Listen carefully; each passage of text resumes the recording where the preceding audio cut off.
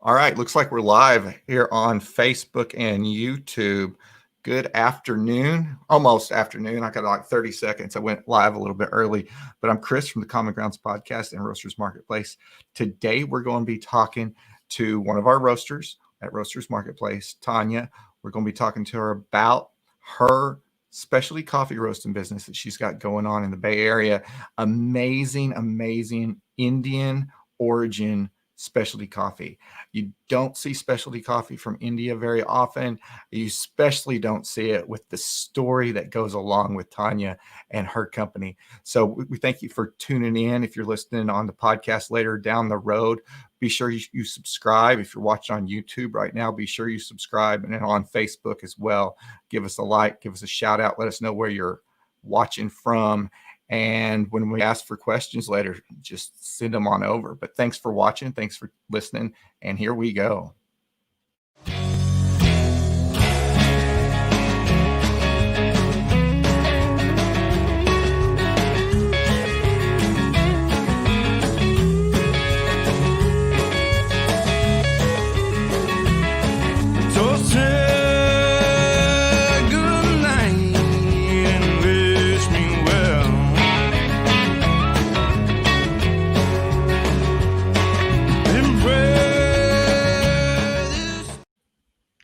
Hey, good morning to you over on the West Coast. How are you doing today, Tanya?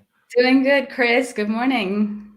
So tell me a little bit about, we'll just jump right into the show. I gave a little precursor over on Instagram earlier on, and I kind of introduced you on the lead in today.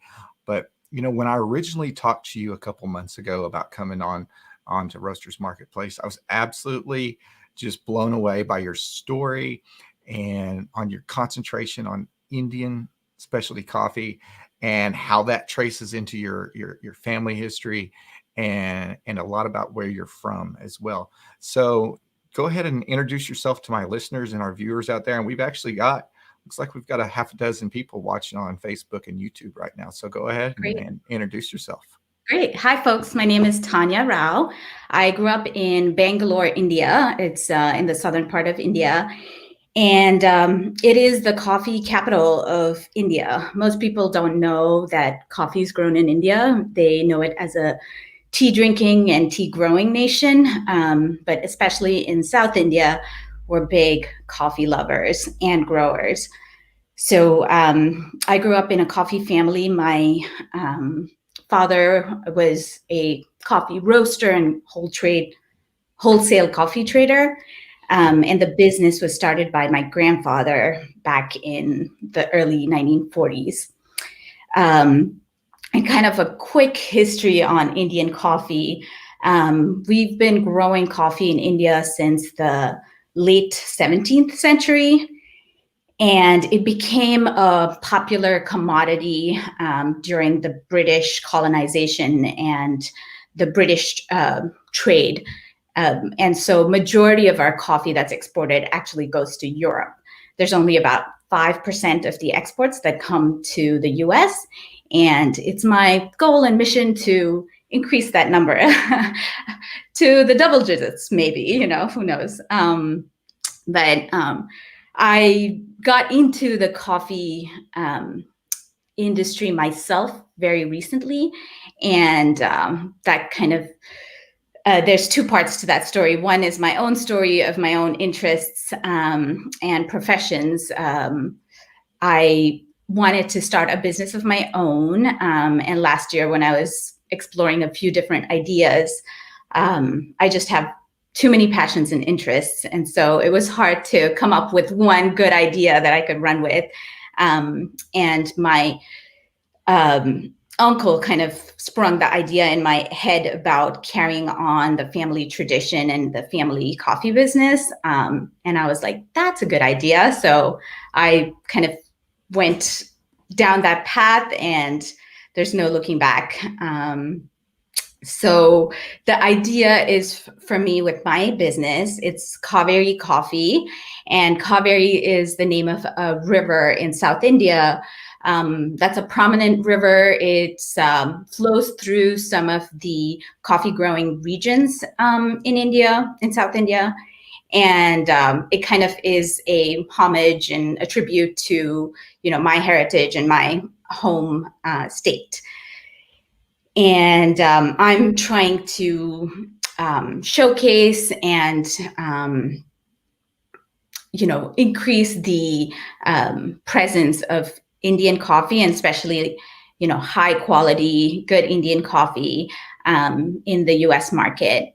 If you go to most coffee cafes or, coffee roasting companies, they don't really, I haven't seen too many Indian coffees. And the only one that I've seen is the Monsoon Malabar, which seems to be a popular Indian coffee. So my goal is to focus more on single origins or single estate. It could be, from a region, and just highlight those flavors.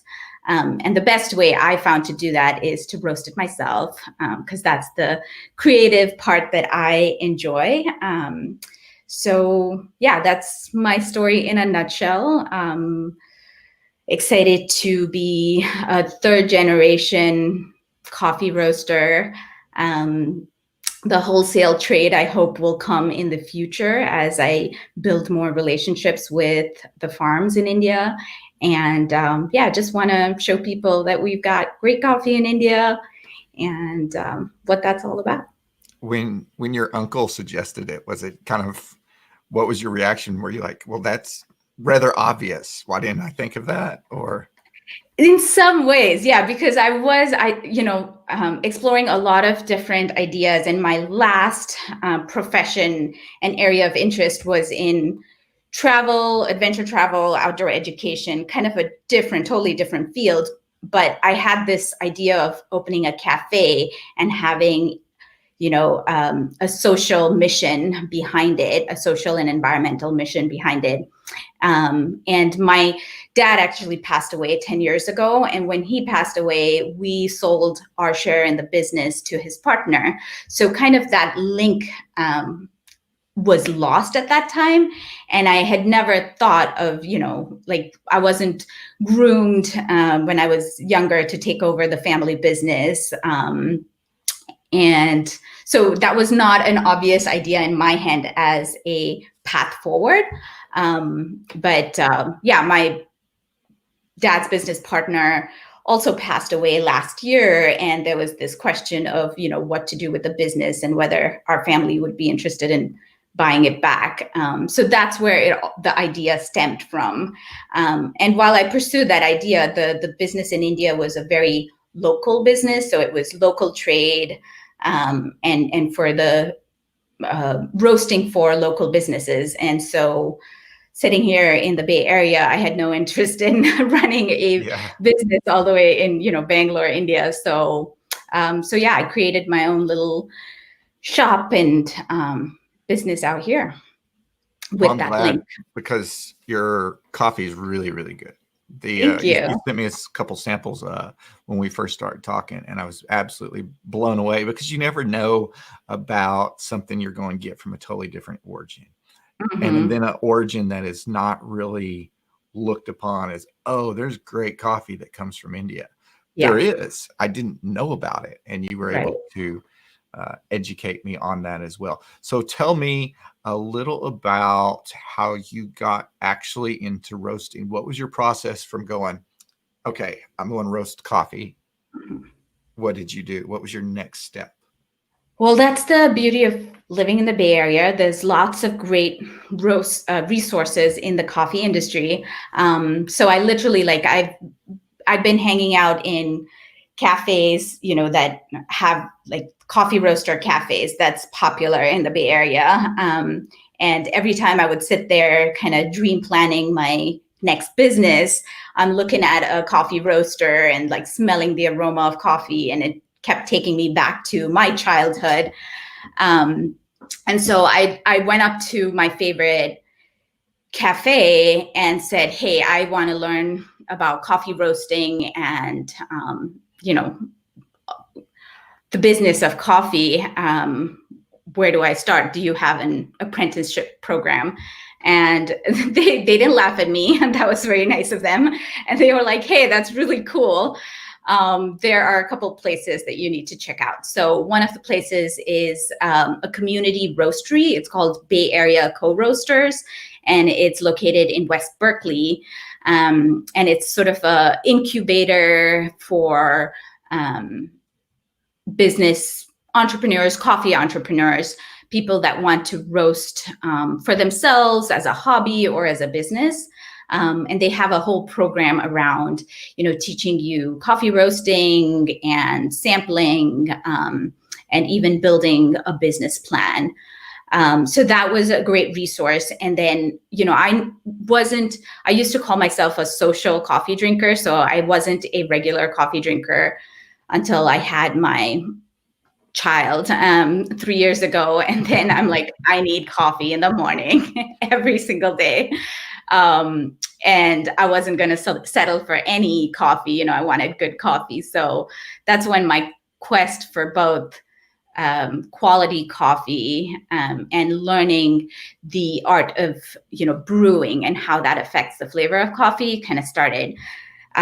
So I understood that the other key component of being a good coffee roaster is that you need to taste the subtle flavors and know how to get that good cup of coffee, that ends up in some people's cup, like where that all begins. So I started going to some coffee tasting events, and there's another great educational resource in the Bay Area, which is Royal Coffee. They're green coffee importers, and they have an education lab called The Crown.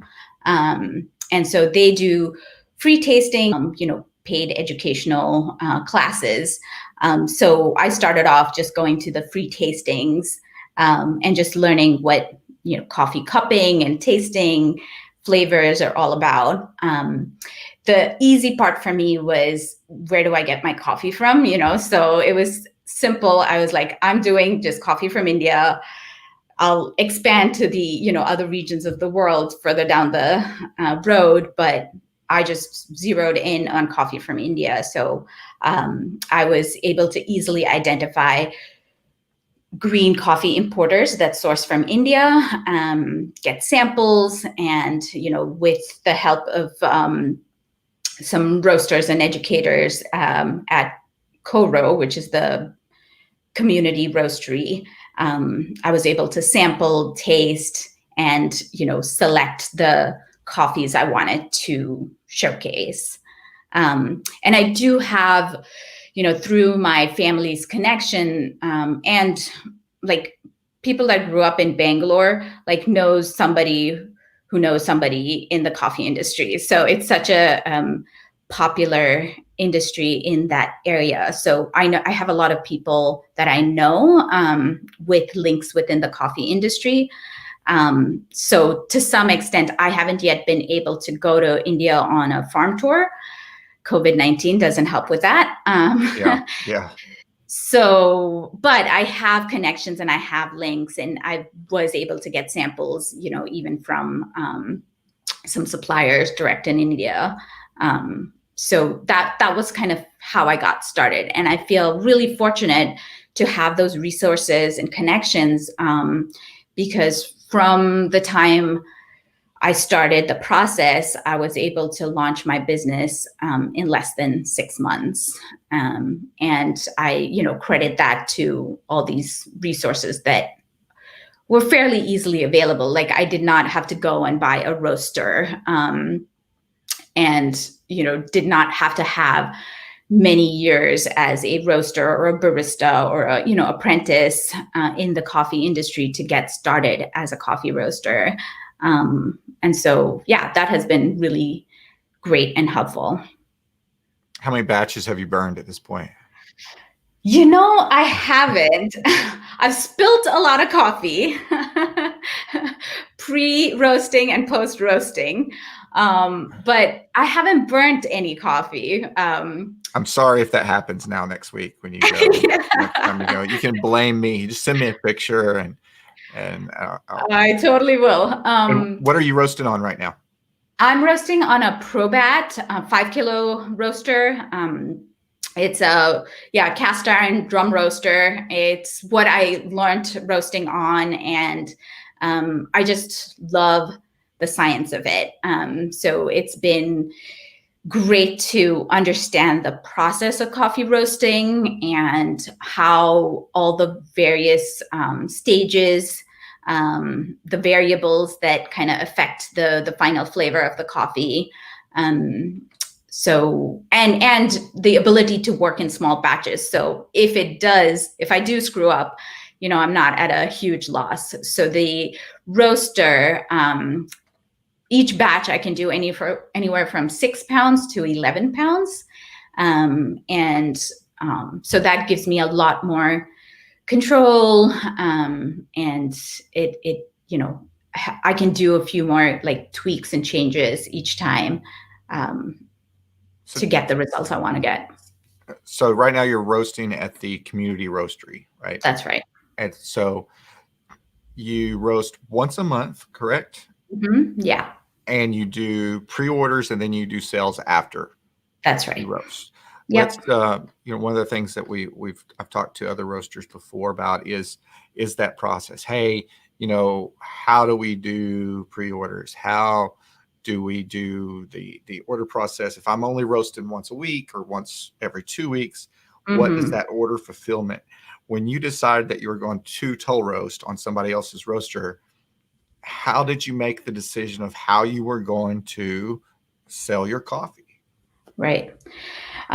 So when I started my business, I started off with an online shop and online platform because my initial distribution channel was going to be direct to customers.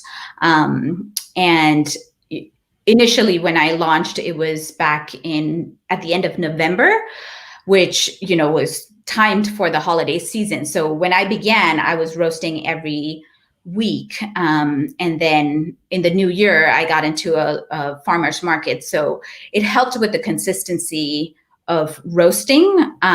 But as soon as the pandemic hit and we went into lockdown, I was at a loss for how to distribute my coffee. So the first thing I did was just, say, I have a few people that have been buying consistently from me, and those are the people I'm going to focus on because they're your biggest fans and your first customers. So I put out a monthly newsletter about, 10 days, anywhere between 7 to 10 days before my roast date. And initially the roast date was just literally set based on my availability. I have a 3.5-year-old, so being home in a lockdown with a toddler. You are preaching to the choir. Exactly. So everything kind of like shifted. The focus shifted to what am I able to do in the limited, time that I have, and I revolved my business around it. That's the other beauty of like running your own business and running a small business. So I could, flex and change that pretty easily. So I put out a newsletter about 7 to 10 days before I roast to my subscribers, saying, this is my next roast date. And I usually have some sort of like interesting story or update to share with them. And that's when the orders start rolling in. And because, everything has been so unpredictable, it's sort of like, hey, this is what we're doing until things change. The other important thing that I find is useful is to let your people know what you're doing. So on my website, I have in the FAQs kind of my roast schedule. On the product page, I have a note of when my next roast is and when people can expect their coffee. So basically like informing people what the deal is or informing them what the status is. And that makes a huge difference because when people know, they're a lot more relaxed. They're a lot more flexible. I sometimes get orders like a few days after roasting and I've run out of that coffee, and I tell them, hey, I have this other coffee available, but if you want the one that you ordered, it might take 3 weeks. And most people are like, yeah, that's totally fine. So it's been a learning experience, and I'm constantly trying new things out, but I find building trust in your audience is key to having good following. So prior to my roast date, I try to collect my roasts online, or even some of the people that I roast for are my neighbors. So I'm literally like sending text messages saying, hey, I'm roasting. Do you need to restock? And so it's totally old school. It's the family, the community, the extended network that support me and like my coffee. And so I just keep that relationship good, and I keep it strong, and hope, it gradually grows. Good customer service is a very important part of any successful business. Right. And no matter how far you scale it, if you don't have good customer service that backs up the product, you're not going to make it very far. There's some cases out there where there's very successful companies, but they don't get good word of mouth. They might just be the only one providing that service. So exactly. Customer service is such a key when it comes to it. When are y'all looking back to get into farmers markets? Have they started those back yet there in California? Or yeah, the farmers market, actually, especially the one by our house, they've been running. The California weather, it makes it conducive to have farmers market all year round, and our market has been strong through the pandemic, because again, they support small local businesses and they want to continue that. So the farmers market is still running. My challenge is more my situation and my availability that kind of precludes me from going back to the farmers market. So I've shifted my focus a little bit on the online distribution channel. And hence I'm excited to be on Roasters Marketplace, because that kind of expands the audience a little bit for me. My business sort of plan and growth has changed slightly in the time of COVID. So main focus has been on online distribution, and maybe even getting into some of the online grocery delivery, because the Bay Area, the advantages and challenges of running a coffee business in the Bay Area. Advantages, as I told you, is lots of great resources, supportive community, and a lot of coffee drinkers. Disadvantage is it's a saturated market. So there's a lot of people who've already established themselves and scored all these, grocery store accounts. And because of the, challenges of the pandemic, cafes that don't roast their own coffee, or even grocery stores, are not really looking to take on new vendors. And so that's definitely a challenge. But my goal is to increase the frequency of my roast by increasing my audience. That way I have fresher coffee available to folks that order. I typically don't sell coffee that is more than 7 to 10 days from roast date. There's, I know there's mixed thought around when your coffee is the freshest, and when it's good to taste. And I'll be honest, I'm not a perfectionist or a coffee expert in that sense of coffee flavor and taste. So for me, like a month old coffee that has been stored well still tastes fresh and delicious. So for my coffee that I'm selling and people are paying to buy, I say, as long as it has been sealed,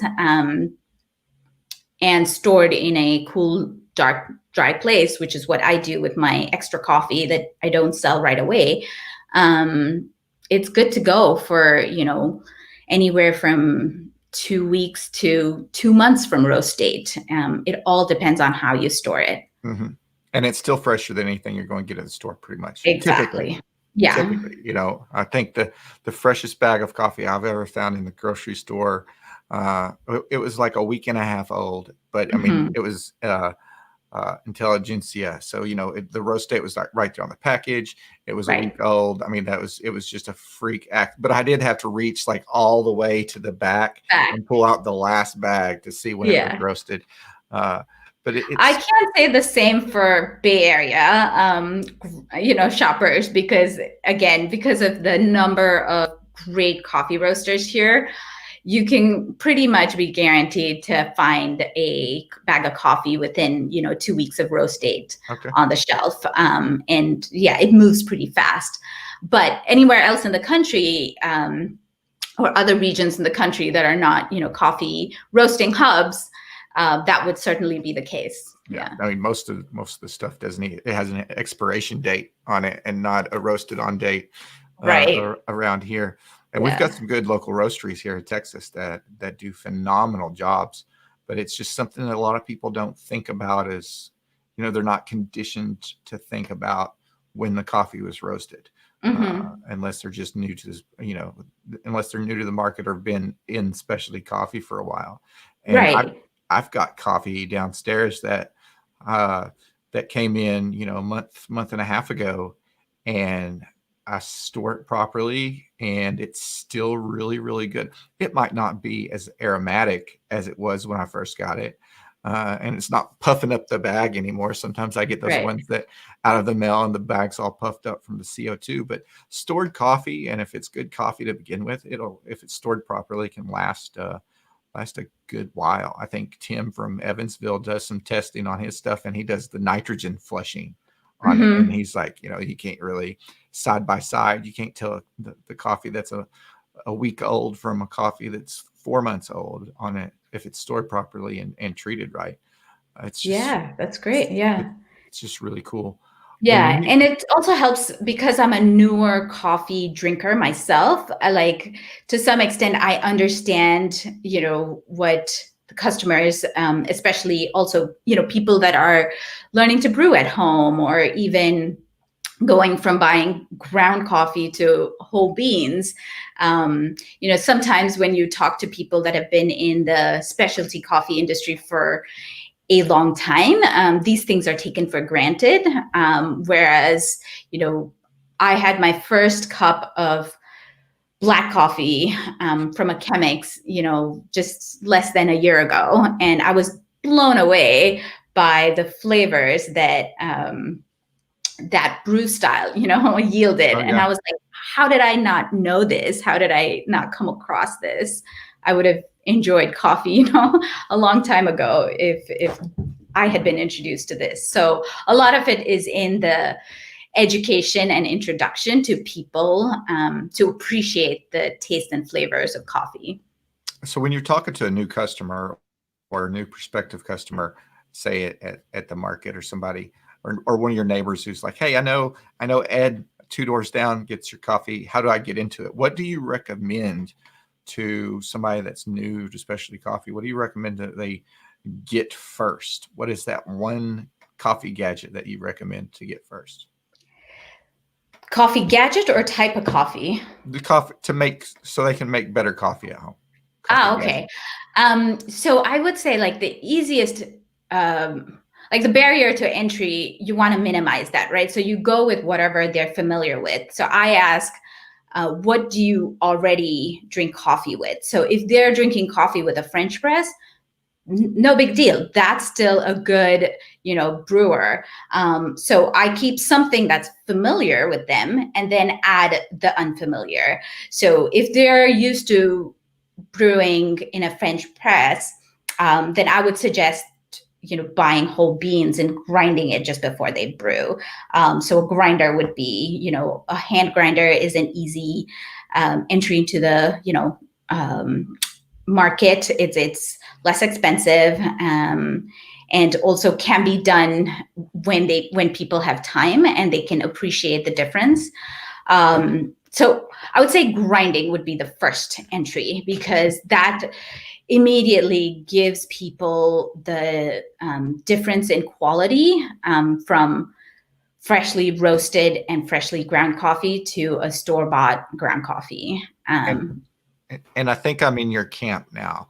When a few months ago, if you would have asked me the same question, I would have said a coffee scale, because when I started using a coffee scale, everything changed. The quality, it wasn't, will I have good coffee today? It was, how many times can I make great coffee today? Yeah. The coffee scale was a game changer. But I've been grinding coffee. I've been buying whole bean for a decade now. And so I didn't think about it until a few weeks ago. I got my hands on some already ground coffee, and I was like, there's a significant difference in something that was ground and then sent to me than whole bean. Like, just mind-blowingly different flavor characteristics, and just you open the bag and there's no more aroma at all. It's gone. Yeah. And I think I'm in your camp now. I think I'm solely in the first steps, a grinder, and then a scale. Then But and I mean, and then then changes, right? Again, it's also a lot of people when they want to drink good coffee, but they want it quick, and so they're not into the pour overs, or the joy of brewing coffee, and that's okay. You can have your automatic drip machine, but with the right grinder and the right coffee, it could completely change your coffee experience. That's our drip machine is actually in the cabinet at this point. It hasn't been used in months. It sat there for a while. Then my wife's like, look, you need to move it or get rid of it or put it up. And so I put it up just in case I need it at some point. I don't know why I'm going to need it, but I think a fast cup of coffee now for us is an AeroPress. Yeah. That's the fastest I can turn around. I've got the Bonavita kettle, but I can still, once that water's hot, you can have a really good cup of coffee in about a minute and a half to 2 minutes from an AeroPress. Right. Yeah. In India, we have our own brewing method. We have a stainless steel double compartment drip filter, and coffee in South India is known as filter coffee, to differentiate, I guess, from Italy, and the cafes in Italy were sort of the first importers of British and Italy, of Indian coffee to make espresso. So when people ask me, like, I've never heard of coffee from India, how come? In my research, I found one of the main reasons is coffee from India has low acidity, and because of the soil and climate conditions that it's grown in, it kind of works really well as a darker roasted espresso blend. It's a good base for an espresso blend, and so Indian coffee kind of disappears into espresso blends, and that's sort of been its historical kind of reputation, if you will. So does that mean there's an espresso blend coming soon? I hope so. I'm working on it. But I lost my point. Oh yeah. So, sorry. No, that's okay. My train of thought. So the filter coffee, it's a drip style. It's totally a different style of coffee brewing. But you always have it. It's a concentrated coffee. And you always have it with milk and sugar. And I'm still, this is in my coffee lab. I'm working on ways to get the best flavor out of the coffees I'm roasting myself, and introduce this coffee brewing style soon. So that's a little work in progress. But My first time, like the revelation that the way you brew coffee changes the way you taste the coffee, was my first revelation in like enjoying the flavor of coffee. And when we did our, I did brew tests with all my roasted coffee, brewing it with a Kalita wave pour over, Chemex, and the V60, and the French press. And you taste the different flavors and the flavor notes, but at different levels and intensities. And that to me is sort of the there you go. Yeah. Is that it? I wanted to That's find what it. it looks like. Okay. If you scroll through the images, you'll see the different parts. Yep. Okay. So it's kind of like a Vietnamese coffee, just in the sense that. Yes. The Vietnamese is more like your, over the cup style, Okay. and you pour milk into it. This one and it's slow, right? It's not fast at all. It's a slow drip. You get a concentrated coffee. It's called decoction, and then you mix that with milk and sugar. Oh, okay. I remembered my point. This is the whole slow brewing versus fast brewing. Right. So I grew up with a slow brewing coffee method, and the whole American culture of coffee drinking is a fast coffee. It's to go coffee. And what's the quickest way to get my morning cup of coffee? And I think that trend, certainly has changed in the specialty coffee industry, and the folks that drink, the audience that drinks and appreciates specialty coffee.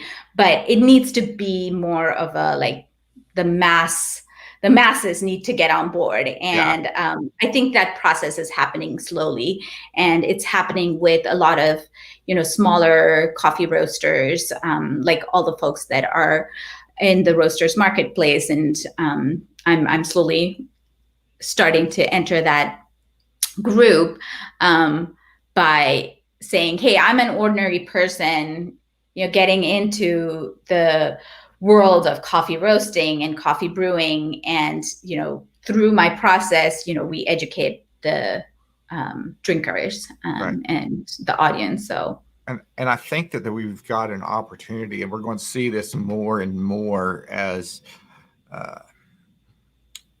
time, that we don't know exactly what the future holds with COVID-19, and we don't know, but there's businesses all over the country and world that are never ever going to go back to their buildings, that they're never going to go back to an office building because they've sent all their workers home, and they found out that their productivity skyrocketed because everybody's at home, everybody's knocking out what they need to do, and working. I've got a buddy who the other day, he said, hey, Chris, they actually let the lease go up on our building.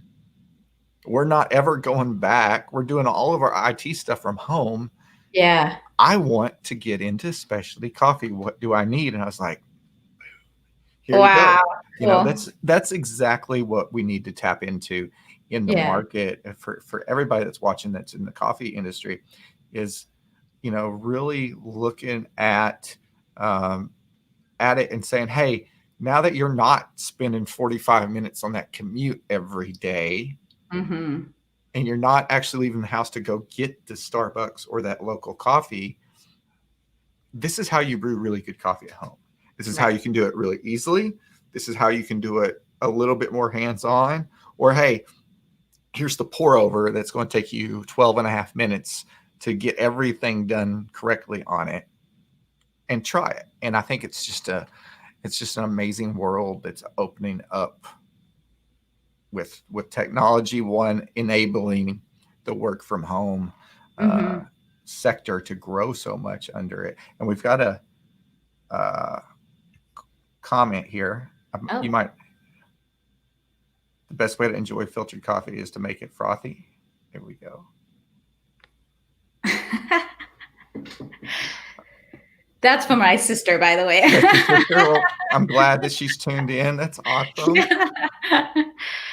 Yeah, we grew up with the tradition of filter coffee, and even to this day, every time we drink it pairs with certain foods. So in India, breakfast is savory; it's not sweet, and there are certainly breakfast items that go well with a side of filter coffee. And you don't like wake up in the morning, have a cup of coffee as the first thing. It's always paired with food. And this goes back to like helping with your body digestives and acidity levels. So it's best enjoyed with food. And that's what, cafe culture is all about, right? Like you go sit, enjoy a cup of pastry or something, and a cup of coffee. And I hope we see, a return to that, where people are brewing coffee at home as and when they need it. But the cafe culture of slowing down, sitting, enjoying conversation, or reading over a cup of coffee, becomes more popular than the like to go pour all these different add-ons to your coffee. And it's just I think the coffee industry is certainly here to stay, and COVID-19, the pandemic will just shape the way it's viewed by all the different people in the entire supply chain, but hopefully for the better. Have you, speaking of that, have you had any issues sourcing green due to any changes in the supply? Yes. So because I focus only on coffee from India, I'm really sensitive to changes in agriculture, the rains and the production each year. Being my first year into it, I'm still kind of like learning about all the effects. But the first thing is the harvest season is sort of early end of the year and the beginning of the year. So we would usually get the first of the harvests on a normal year, anywhere between April through August. And this year, that entire thing was shifted by 3 months. So what was due to arrive in April didn't make it out of the port because of the lockdown. And so, there was like a 2 to 3 month delay in getting the shipment. Again, my advantage of being small and my own production and roasting going down, I didn't need the supply. Like I had enough supply to last me. So it didn't affect me directly, but I know that has been a major influence or repercussion of the pandemic, is just the supplies. We were fortunate that the harvests were already done, because I know certain origins, they couldn't even go to harvest because of the lockdown. I believe Peru was really badly affected. Yeah, and we're going to see that here in a couple of months as we see the different coffees that are going to be available, because it was, they could pick it, but it wasn't milled properly, or they couldn't get it to the mill, or there's just tons and tons of issues that are going slowly arise through the logistic channels. Right. And it's not an immediate effect, but it's, it kind of like is that ripple effect. So one of the things I had to do to adjust is I put out a blend in the beginning of the summer.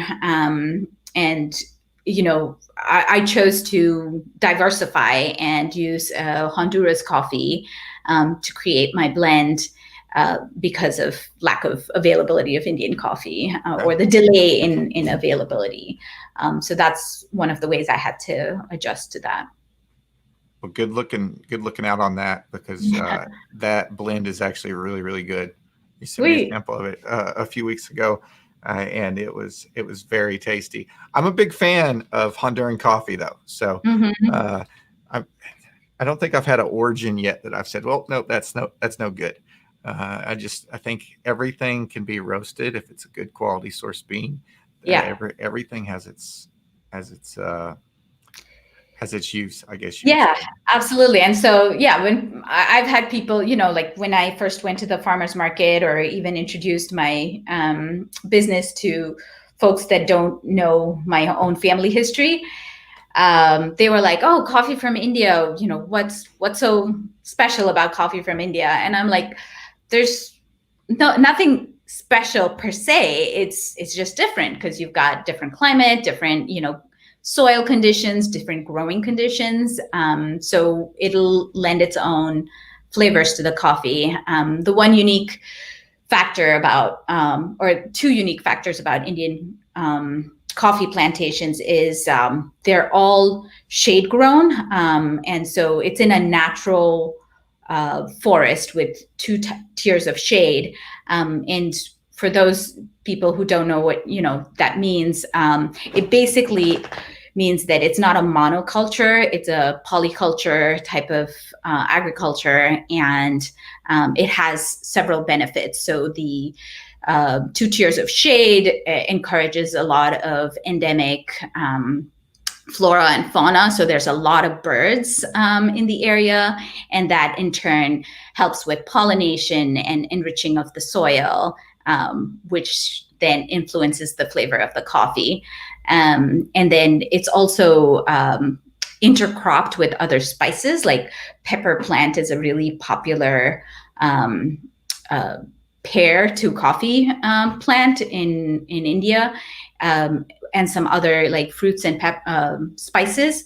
And so that also lends a little flavor to the coffee bean itself. So there are all these small subtleties of origin that you learn as you learn more and more about the origin of coffee, which I think is great. And that's the whole point of, highlighting single origin coffee And is to understand. and, Um, and for those listening later on, I'm actually showing some pictures online of the two-tier shade coffee plantations, and that was yeah. one of the interesting things when I started looking into it when I first talked to you, was about the difference, the growing it with pepper plants, and I think the other one was cardamom. Mm-hmm. So it's like, well, that's kind of cool. And Yeah. then those characteristics somehow kind of transfer over, whether it's just Right.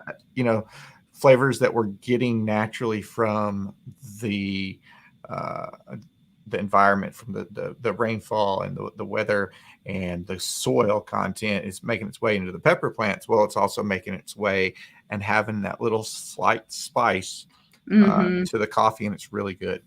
Yeah. It's just really neat to see. When we first talked, though, one of the things that I brought up, we were talking about different marketing ways you can market and everything. You Mm-hmm. said that Indian coffee kind of has a bad rep with uh, people of Indian descent because they're not used to high quality Indian coffee. Can you talk about that a little bit?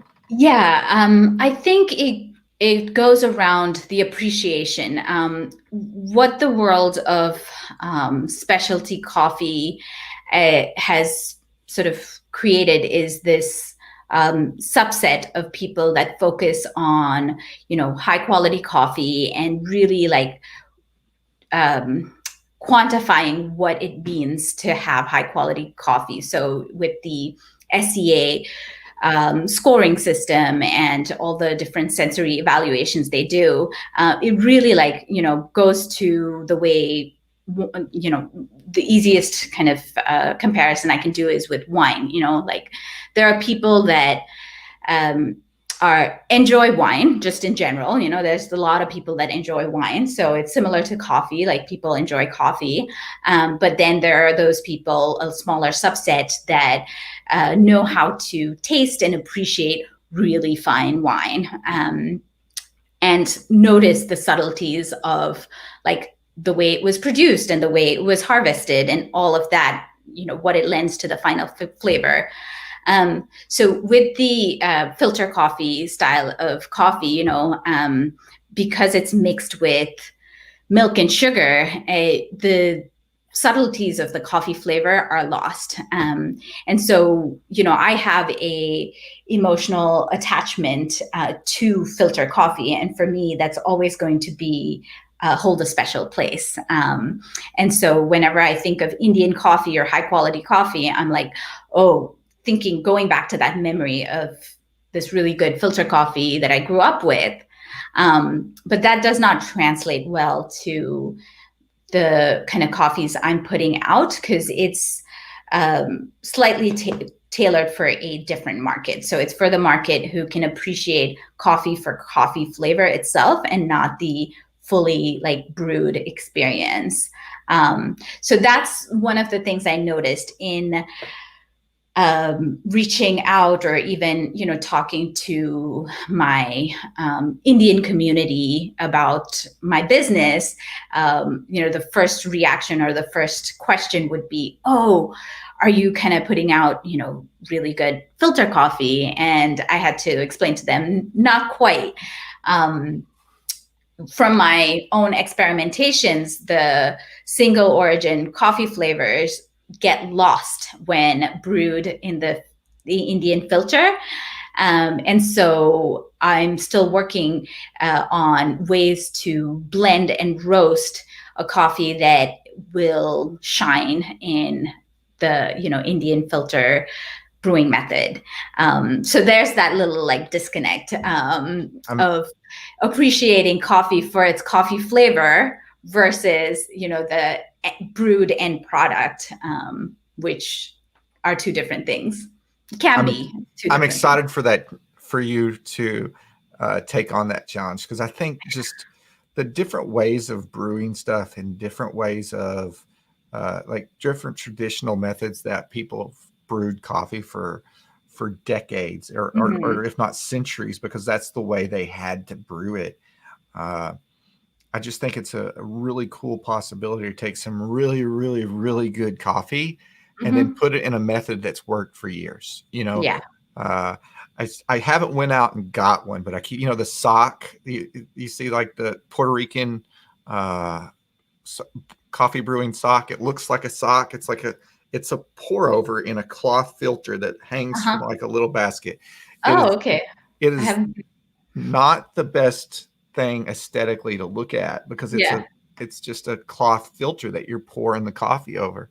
But I have friends that just that is the best way that they've ever enjoyed coffee, because that's that memory, that's that that something that they can hold on to, that's part of their culture, because they remember their grandpa doing it, or they remember their grandmother making coffee that way.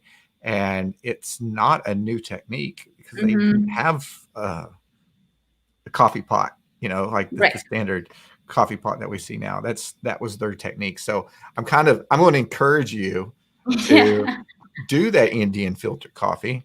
That is maybe a multi-origin blend of really good coffee, because being able to reach out and touch something and say specifically, this is the way.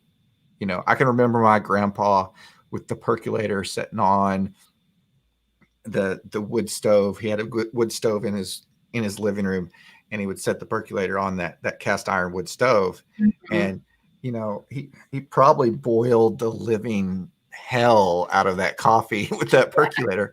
But I remember the smell. I remember the wood smoke. I remember the aroma of it. And I mean, I was a little kid, but I still was getting a cup of coffee, and it was mostly milk and it was mostly sugar.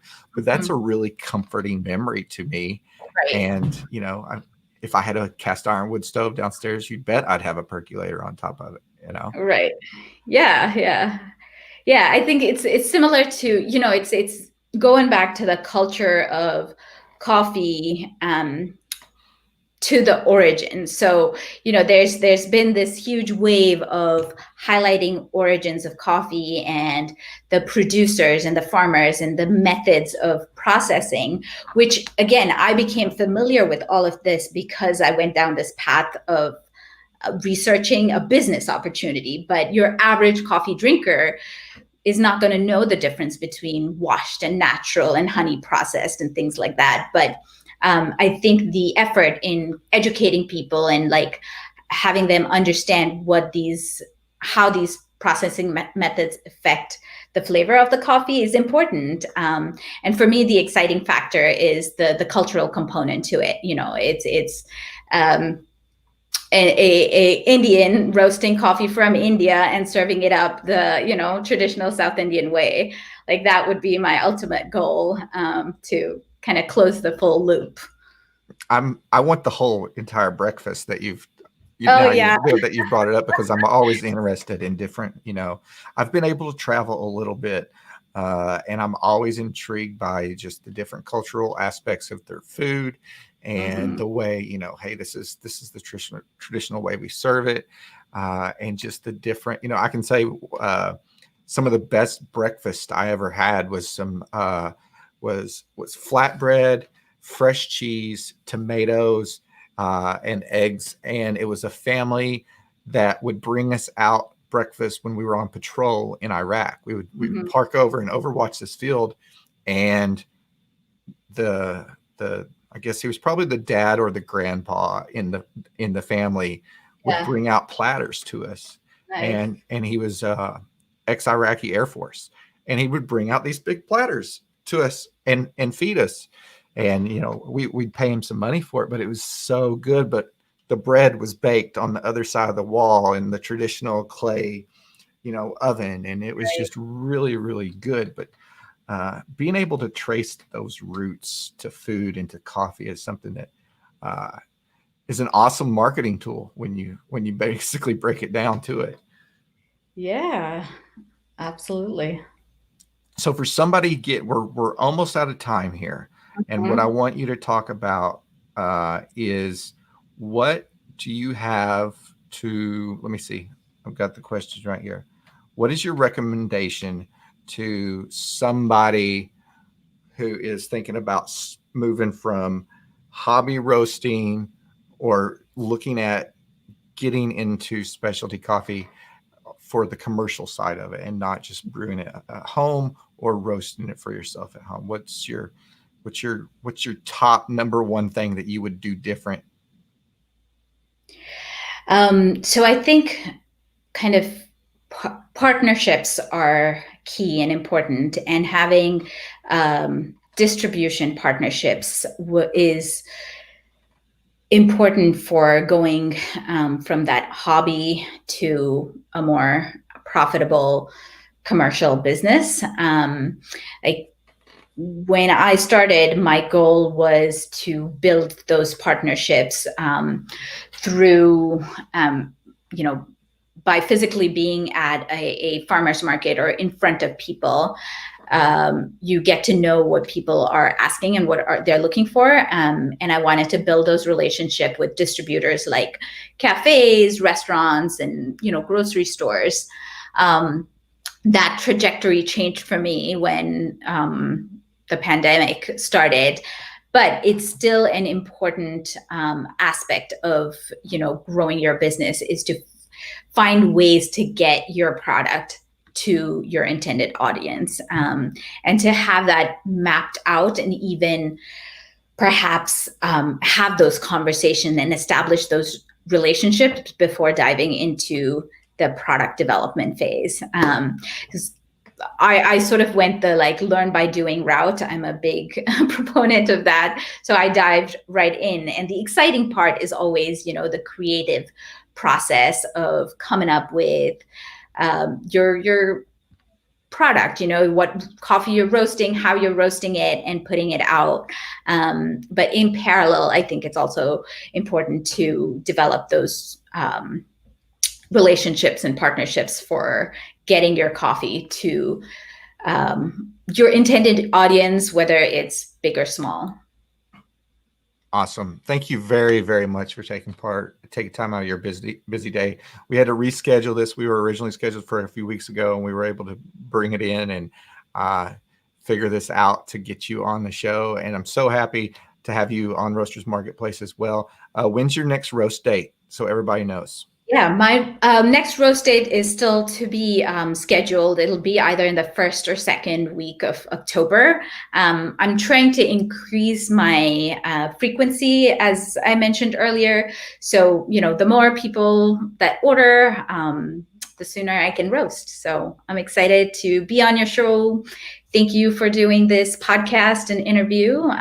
It's been a pleasure. Oh, definitely. Thanks for being on and taking the time. I'm going to drop you off. Don't go anywhere. I'm just going to close out the show. We really appreciate you coming on the show today, and Thank I'll you. talk to you here in a second in the green room. All right, everybody. Thanks for tuning in today. If you've watched or listened or whatever, however you've taken the show in today, let us know how we did in the comments below. Let us share it on Facebook, share it on YouTube. If you've made it all the way through the podcast, we really appreciate you listening. Let us know on Apple. Give us a review on there.